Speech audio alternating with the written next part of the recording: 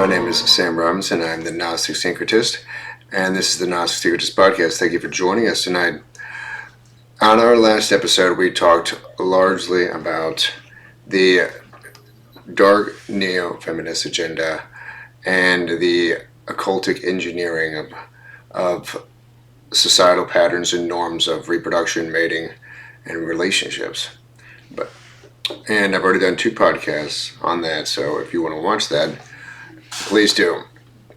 However, today we are going to shift gears and dive right back in to much more occult and esoteric topics. For today, we are going to talk about the mystical Kabbalah. Now, the Kabbalah, and this is Dion Fortune's book, The Mystical Kabbalah, and it is probably by far one of the best books I've read on the Kabbalah, and actually gives an amazing overview, introduction, not only to its practice, but the metaphysical and cosmological aspects of the Kabbalah system, which, and a lot of the books I have back there, they don't do that for some reason. They're just fully focused on the practical aspects of the Kabbalah, which in some sense might be its least interesting, in my opinion. It is extremely interesting, of course, but what fascinates me the most in my intense and decade-long research into esotericism, the occult mystery schools traditions, and the more modern ones like theosophy and anthroposophy, they all align when it comes to the nature of cosmic differentiation and the absolute unity that is the reality of our existence. We are seemingly in a universe of fully separated material objects, yet at the same time it is not. It is an illusion. It is a complete illusion, and this absolute unity has never been broken. In the Kabbalah, it is referred to as Ein Sof, and Ein Sof Aur, which means nothing, the limitless, and the limitless light. And these are referred to as the 3 negative veils of existence because they are pre-manifestation.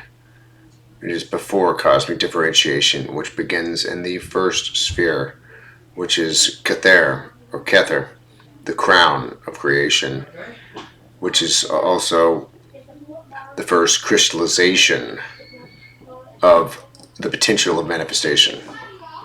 It isn't fully manifested either, yet it is touching manifestation as a potentiality in stasis.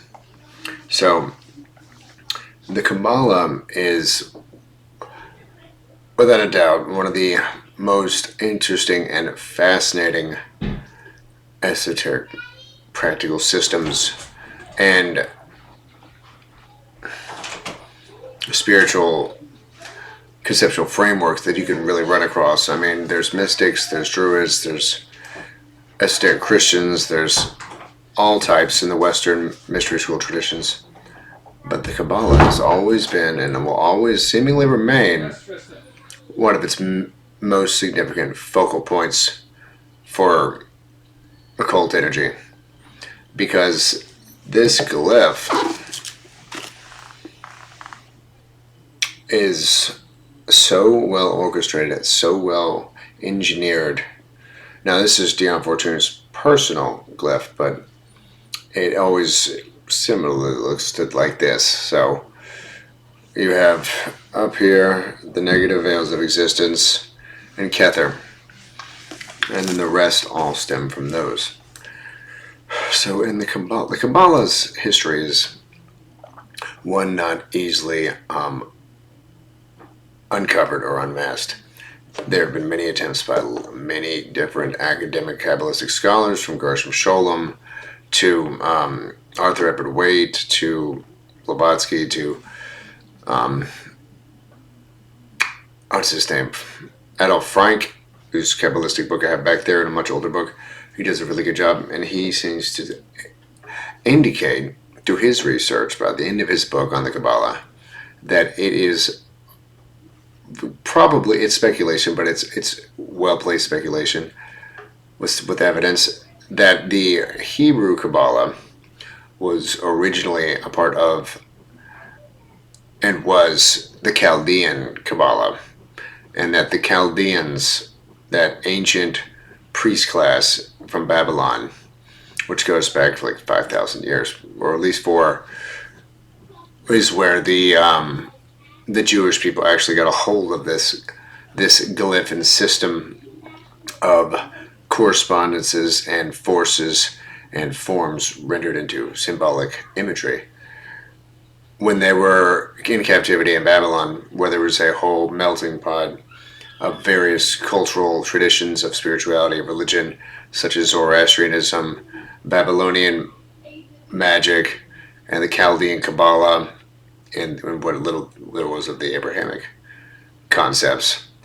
They were there at the moment of that unbelievable mixing of ideas and conceptions. And there's a good case to be made that the Kabbalah was Chaldean and really goes much further back than the Hebrews, and they got it from them when they were in captivity. And of course, it doesn't fully show up until I think 1200.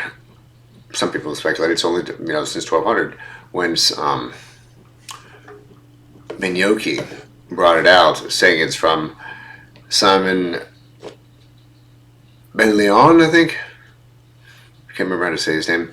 Who was a much centuries older individual who supposedly passed on an oral tradition that eventually got written out by Minyoki in the 12th, 13th century. And that's the first time we see anything about the Kabbalah at all, at least in the historical record. But there is good evidence to indicate it goes much further back than that, thousands of years further back. Just like the Jewish star goes thousands of years far back, because it's not the Jewish star. It is simply the concept of two interlaced triangles, one that represents spirit and one that represents matter, intertwined to form the six-pointed star, with O dot in the middle, first for the monadic essence of the Absolute. And let us continue. Sorry for the interruption. There was things going on in the background. We are back.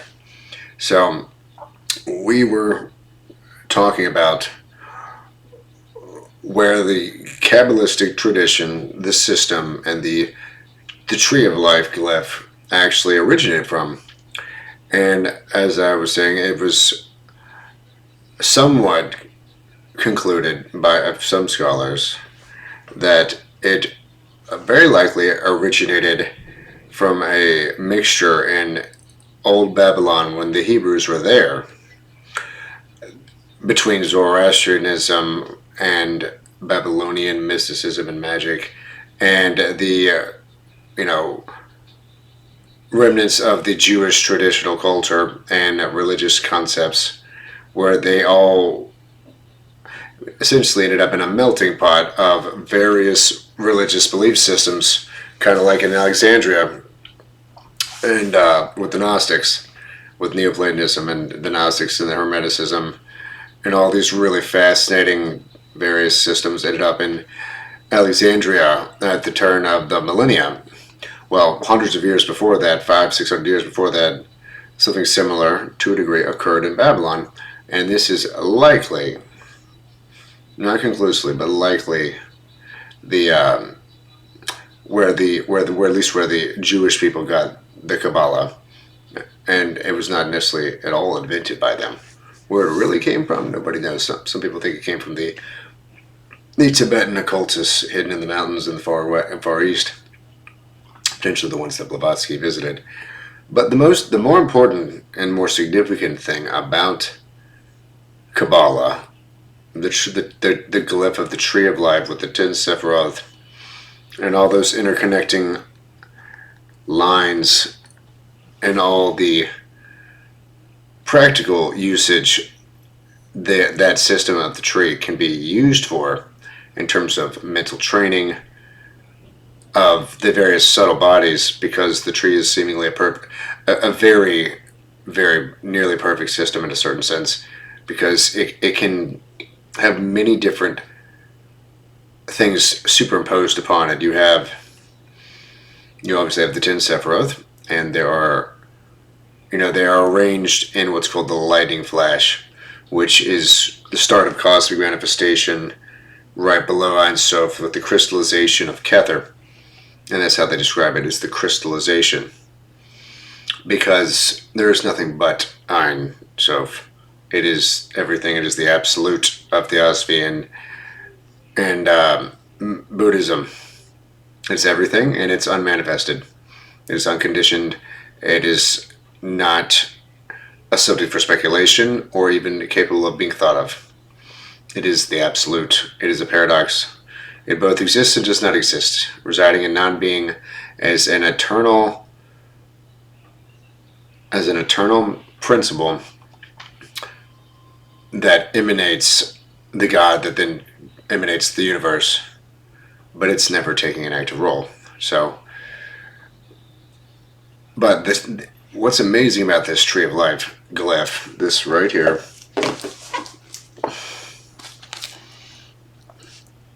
is that you can basically take that glyph, and you see there's certain symbols on there right now that are basically Dion Fortune's way of symbolizing the energy archetypes and states of existence that manifest in each one of those spheres, because the planes occur along the spheres, while the subjective human mind is used for the pathways, which are the ones that are connecting them. The lightning flash starts up here and then goes this way, and then goes back that way, and then all the way down. And the path of the lightning flash is the path of cosmic energy from absolute down into the differentiation. And it is an emanationist doctrine, just as the Gnostics are, just as I'm pretty sure the Hermeticists are, just as the Theosophical Society is, and pretty much every major center of occult learning and knowledge and orders, as far as I've been able to read, have all basically agreed upon this emanationism and this absolute principle, this unnamed, unknowable, cosmic, eternal, unconditioned essence. Ein Sof. Ein Sof are, well, when it becomes active, like they said in Theosophy, the cosmology of the Tree of Life and the Sephiroth, it kind of goes along a very interesting path of energy differentiation. But at first, since there is technically nothing is manifested, it is resting in non-being. Once you read Ein Sof, you are the limitless light, the potential, but not potential. It is something to be said. One way they describe this Ein Sof concept is, imagine, this is an occult axiom and phrase you'll see many times in different books. Imagine that it's a circle whose circumference is nowhere. It's limitless. And its center, its focal point, is everywhere. That is the absolute. There's nothing outside of it, for it is everything. And when it decides to create an active period, what they call a Mavatara, not in the Kabbalah, but Theosophy, and since it is everything, it can't actually, there's nowhere for it not to be, because it's everywhere. But what it does is it kind of draws part of itself back and concentrates a center, a focal point of limitless potential energy. It's not even really energy as we know it, but like pre-cosmic spirit matter, when the principles are still in a, combined expression of pure potential. This concentration, this crystallization of Ein Sof becomes Kether. And Kether is the logos, the primordial point, the circle with a point in the middle. The circle itself is the absolute. If you see that image, the circle, that is the absolute, Then you put a dot in the middle, like the symbol of target. That is Kether. That is the cosmic primordial point, the crystallization of the divine potentiality of the absolute essence. Now, Kether simply is in a very interesting state when it's crystallized, because it's technically not awakened. It is simply the concentrated potential energy right at the cusp of manifestation and differentiation. And that's why some say that to see the face of Kether would be to see the face of God, and you'd be obliterated. That's why when you see images of Kether symbolized at times, one of them is of a man turned half face, like this, because one side of God is always away from you and towards the negative veils of existence of Ein Sof, or an Ein, to non-being and, the deep, as they would sometimes call it, the pre-cosmic eternity. But when Kether becomes manifested, it's not fully manifested yet because it's not active. It's not started to cosmically differentiate. It's more like just a focal point of pure potential. It's male and female, positive and negative, spirit and matter in one. And when cosmic differentiation starts truly in the Kabbalistic Cosmology, it starts with Kether becoming a stimulant. It turns into a stimulating force, a positive, upbuilding outburst of energy that starts to spiral. It's always referred to as spiraling in these huge arcs, and it's just pure energy. It's pure power, pure force. And that's another thing I need to definitely mention, is that the way that Dion Fortune talks about it in this book is really well delineated and systematically explained through the two ideas of, you have force and you have form. One's negative and receptive, which is form, and one is positive and stimulating and upbuilding, the male potency and the female receptivity, the cosmic womb and the cosmic stimulating force. So force and form goes up all and down the tree. Each Sephiroth has to do with one of those two aspects. However, paradoxically, every Sephiroth is positive to the one below it, and next in line, and receptive to the one previous to it. So everything is duality. Everything has two sides. All things have two types. Has a duality to it, a bifurcation of energy potential. You can be a receiver, you can be a stimulator. Now on the tree, that's Kether, that is Hokmah, and that is Binah. Those are called the supernal Sephiroth. And the symbolism is quite apt. You can't tell, but so, and then you have also, besides the actual 10 Sephiroth spheres, but I'll quickly go over the 10 names of the Sephiroth and roughly what you could say they represent as a state or condition of existence, which is really what happens when you drop down to another sphere. You're going from simplicity to greater complexity and differentiation.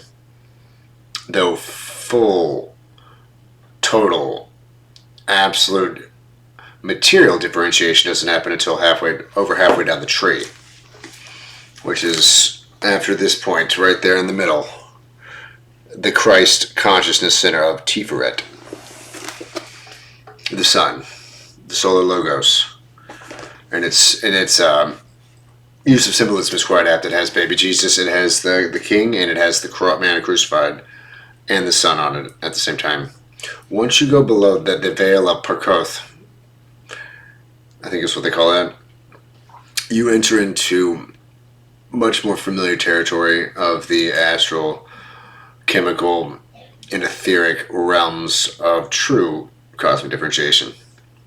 Up until that point, Everything is very quite abstract and archetypal. But let's go over the Sephiroth. We have Kether, which is called the Primordial Point, the crystallization of the absolute energy into a single focal point. As they say in some of the Kabbalistic literature, they see the Sephiroth as vessels. There's an overflow of energy. At a certain point, the vessel's filled with that energy, and it overflows down to the next sphere. Well, that overflowing, that stimulating force, that push, is Hokmah, the divine archetypal male stimulating force, the upbuilder, the archetypal force of energy that is driving all the archetypes and up and creating them in a certain sense, emanating them. It's like the idea of things start with Hokmah, and then it overflows as it is constantly in motion. And the way Binah is formed is at a certain point this energy must become constrained and resisted, and thus the first form type thing in existence manifests, and that is Binah, the great mother, the great sea, Mara, the divine feminine receptacle, the cosmic womb, the bringer of death through the bringer of form, because all forms must disintegrate. It's not a negative thing, but Hokmah is a positive polarity, Binah is a negative polarity. That's simply like a battery. One sends a charge, one takes a charge. But without one or the other, neither could do nothing. If you have just eternal force and stimulation, but nothing to house it in as a vehicle, you get nothing. It'll just be ever free-flowing and moving, and nothing will become of it. It'll just continue to go in spirals into eternity. And on the flip side, if you don't have anything to ensoul the forms with energy, the forms of Binah, the idea of form, would cease to be of any use and would become redundant, as it would be a soulless vehicle of expression. The idea of a soulless vehicle of expression, because you must remember that the three top Sephiroth are so metaphysically abstract as to be almost incomprehensible. They're more comprehensible than Ein Sof, but they're called, those three at the top are the Trimurtian and the Trinity, the supernal three, the great supernal three Sephiroth, and then the three are one, because Kether and Hokmah and Binah form this triangle, where essentially they can't have one without the other. You have Kether just resting in like a stasis of total potentiality. It overflows, then you have just free-flowing force, and then without that force becoming ensouled into the idea of a vehicle which will constrain it and use it, you still have nothing. And then it comes back around.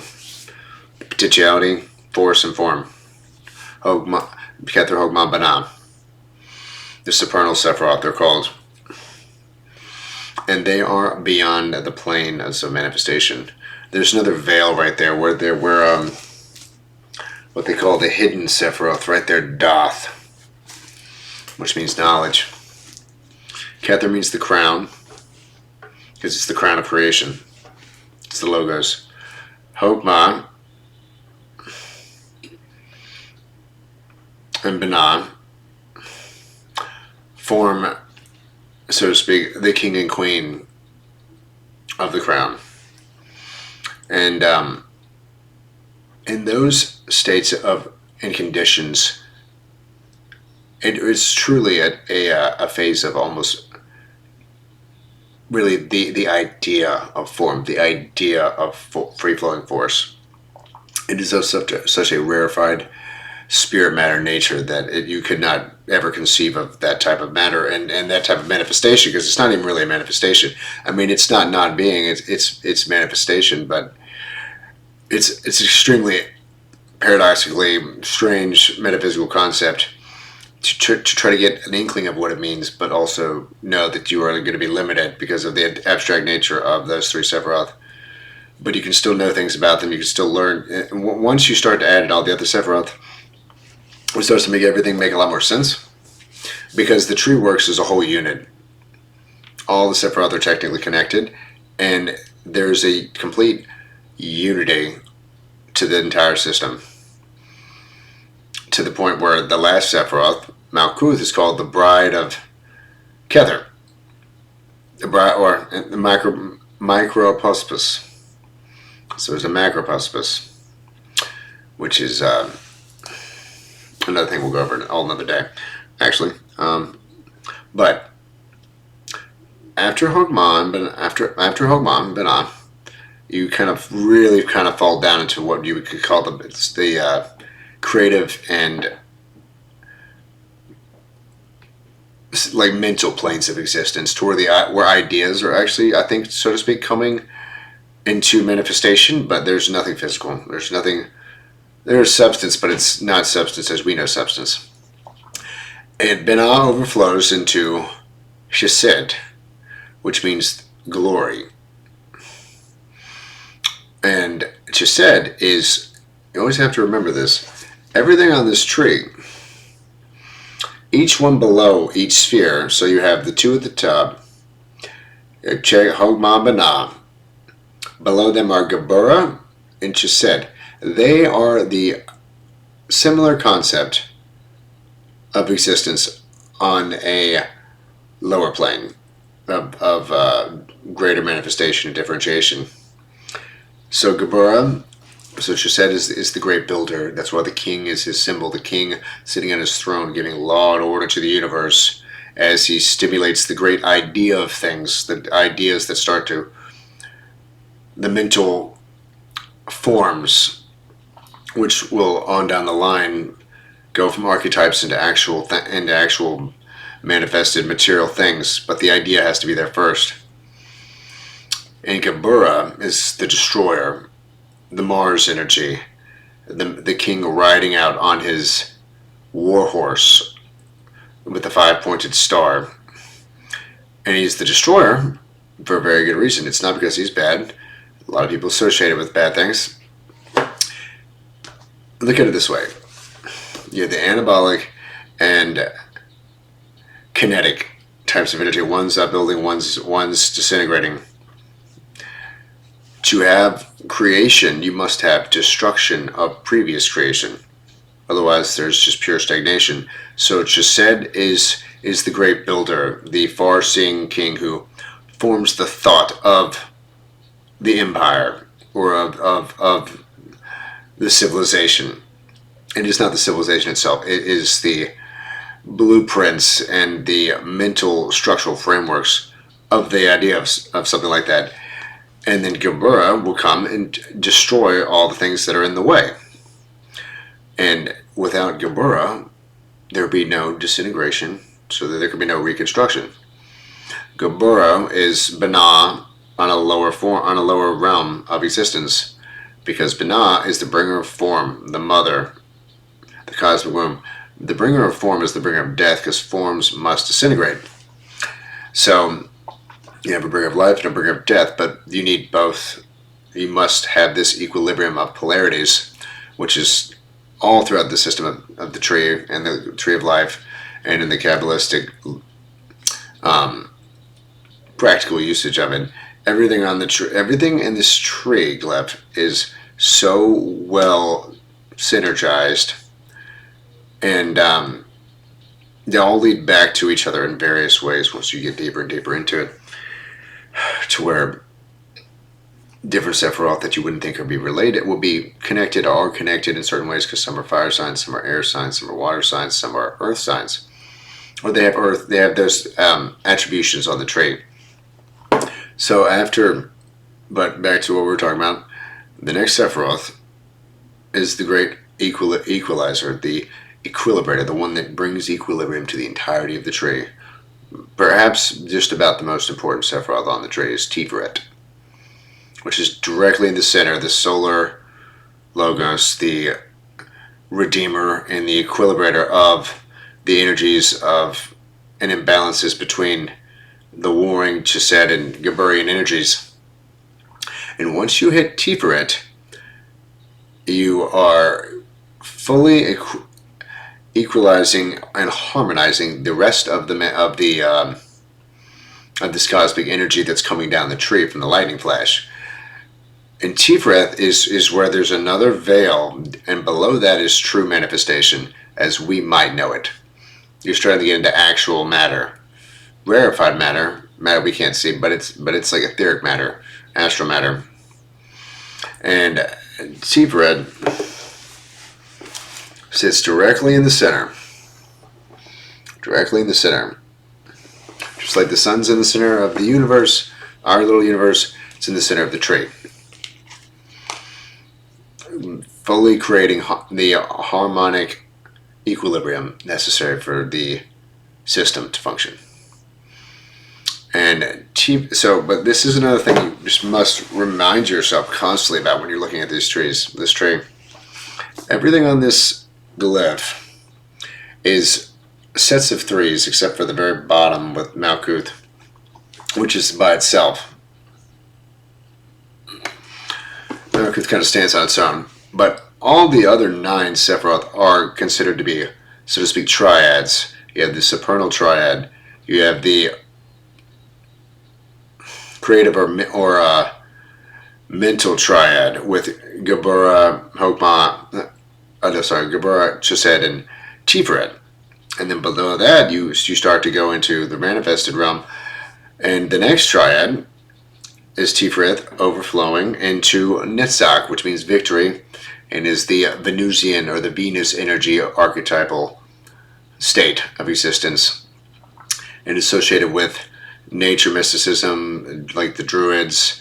And it is the this is where you get like the rainbow force, the shattering of the prism, to where all that one downflow of cosmic energy that has been just gliding down the tree, staying in a certain sense as a unity, it fully breaks up into the multitudinal and stupendous amount of beings and entities and energy types and that exist throughout the cosmos. It is like the shattering of this prison. Now, in the larger scheme, everything is still the same. Everything is a unified field of the absolute. But, you just got to bear that in mind all the time, because you will forget that it's a unification. It's a unity the whole way through. Everything is still technically coming through from the absolute down to Kether, riding all the way down the planes of manifestation, and then going back up again.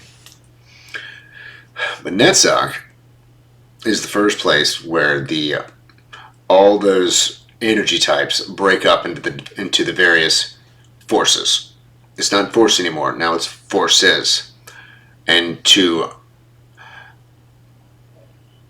further the scheme, you must have what? These forces must become ensouled in some sort of vehicles. Well, that's Hod.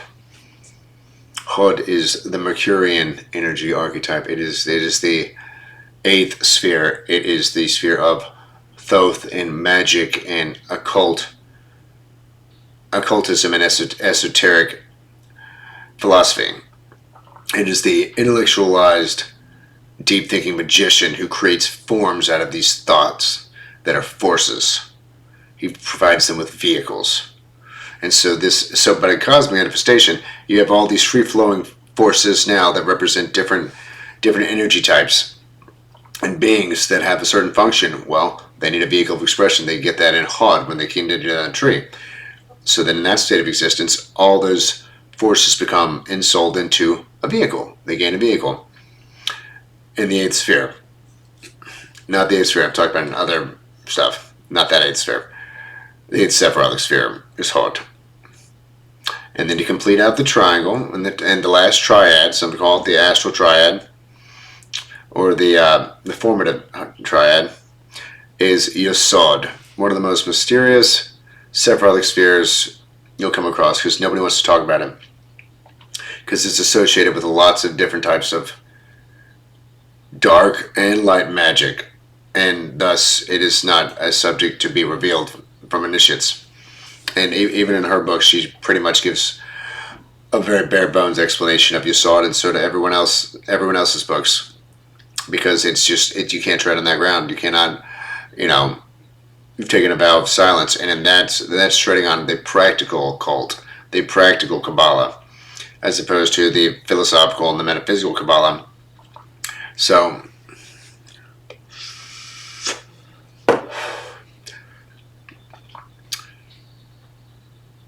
okay, so what else do you have? So and then you hit Yesod, and Yesod is the foundation, the secondary, so to speak, focal point and tunnel through which the last energies, starting in Kether, come all the way down the tree and hit that Yesodic framework where they have the rainbow man, the guy in the middle right there, in that little bubble of rainbow. And this is the astral plane. This is the Hall of Mirrors, as they call it, is in Yesod, and it's associated with the moon and lunar energy. And it is called the foundation because it is the foundation of the material plane, which is the next sphere, which is Malkuth. The material, so to speak, the material world, what we know as the cosmos, as the universe, as we know it now in our physical world and 3D environment. I mean, there are parts of it that are clearly etheric, like the chemical ether, the light ether, reflecting ether, but those are still technically matter. You don't really get, so you funnel all this energy through Yesod, the foundation, where everything that was concentrated in a downflowing force becomes fully manifested into all the different forms and ideas that were upbuilt during the previous stages of manifestation. And that comes to fruition in Malkuth. Malkuth is called the bride of the higher Sephiroth, and is in a strange way associated with Kether. So we've gone through the 10 Sephiroth. Let's go over the pillars. The pillars are called the 3 Pillars of Polarity. One's on this side, one's on that side, and then one goes straight down the middle. In the middle, you go from Kether down through Doth into Tiferet and down to Malkuth and Yesod and Malkuth. This is called the Pillar of Equilibrium, or the Pillar of Consciousness. Some have called it the middle pillar. And on the left and the right side, you have the Pillar of Severity and the Pillar of Mildness, or Mercy. The Pillar of Mercy includes Hogma, Chised, and Netzach. And then on the Pillar of Severity, you start with Gebura, Bana, and you go to Gebura, and then Hod. And so they're also in a form of Trinity, but in a different way. Like I'm dead serious when I say that every aspect of this tree is utterly interconnected and has so many facets to it, to where you find more connections as you continue to study it, especially as you start to add other sorts of symbolism on top of the Tree of Life, especially as you start to add things like the tarot and the 7 planets and the 4 elements and the signs of the zodiac, as well as the Hebrew alphabet, becomes superimposed upon different parts of the tree. Some go on the spheres, some go on the paths. And to study the Kabbalah is to study all of those things, because you can never fully pull out the depth of this system without basically placing these other systems, tarot, astrology, the 7 planets, and the alphabet, onto the tree, and then draw out through symbol correspondence and association from the different parts of the tree for greater analysis and spiritual depth of knowledge, because each thing you add on is clustered with other things. A fire symbol will be with a astrological symbol or sign, as well as a tarot card and a planet.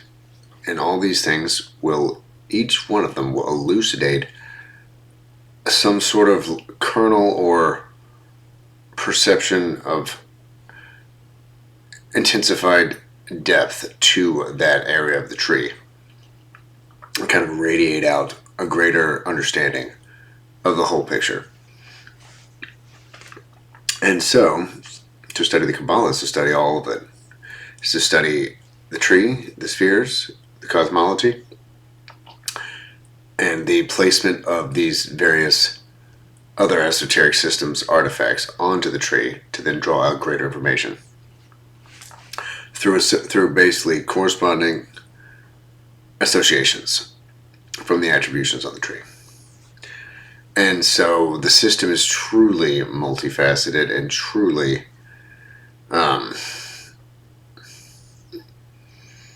cavernous in its depth. It has no end almost.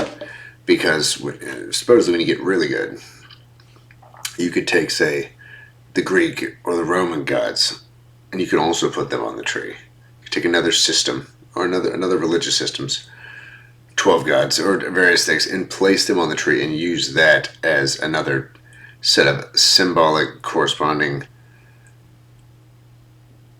occult artifacts to also utilize the glyph the same way. But they don't recommend that for a very long time until you're really well acquainted with the rest of it and the normal path of the Western yoga, which is through Kabbalistic study. So, and I could say a lot more, but the three pillars, those are the polarity types on the sides of the tree and in the middle. They're the three pillars are of severity, mercy, and equilibrium or consciousness. And the pillar of consciousness and equilibrium starts with Kether, goes through Doth, goes down to Tiferet, and then in its Usada down to Malkuth.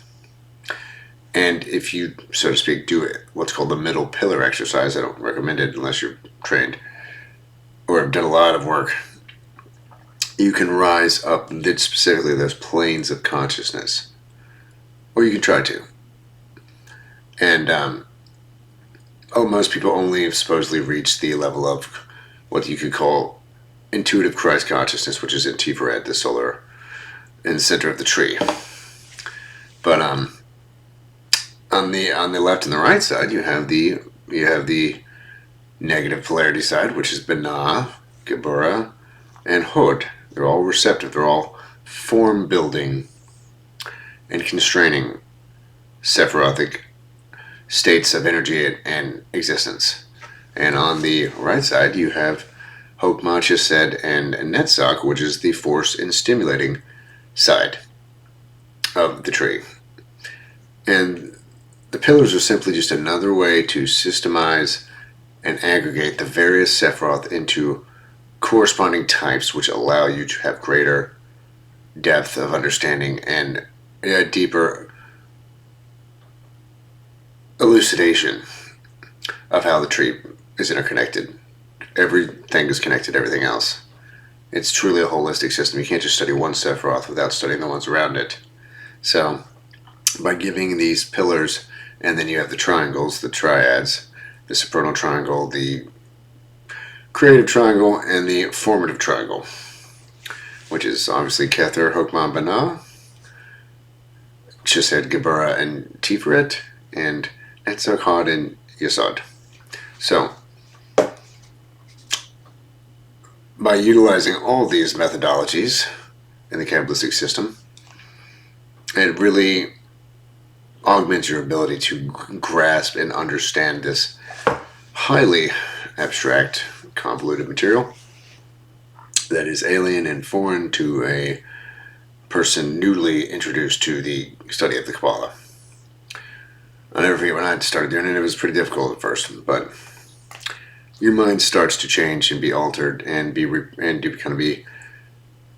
reorganized to think in that Kabbalistic way and to engage in the right type of perception gathering and the grasping of the patterns between opposites and the negative and positive polarities of something, while and at the same time realizing that both those things, say it's two spheres, are also negative and positive to other spheres at the same time. And once you start to build it all up and, so to speak, build these filing cabinets that people like Crowley talk about, you can just pull that information out whenever you need to and utilize it if you've done your study properly. So that, ladies and gentlemen, is your introduction to the Kabbalah, the Tree of Life, the Pillars, and the three triads.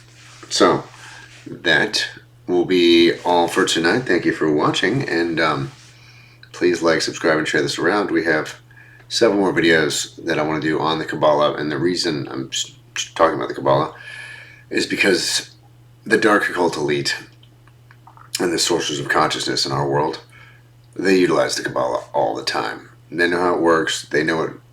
They are experts in its use, and it is to their great advantage and our disadvantage when such a power differential between our masters and the masses exists on such a scale. Occult knowledge and the understanding of the Kabbalistic methods that can be used against us, or it can be used for yourself to gain greater self-development. Understanding and knowing and grasping these concepts related to the Kabbalah will help you understand other things as well going on around us, and the spiritual evolutionary path that we need to continue to try to get back on track to head in that direction as a species. Humanity is kind of fallen off the bandwagon at this point, thanks to the technocratic and the transhumanist ideological psychos out there who are just, absolutely fanatically bent on creating that dystopian system that they want and destroying our spiritual evolution permanently. So, studying the Kabbalah is all part of that spiritual evolutionary path. So, thank you for watching, and please like and subscribe. My name is Sam Robinson, and this is the Nazi Secretist Podcast, and we'll see you next time.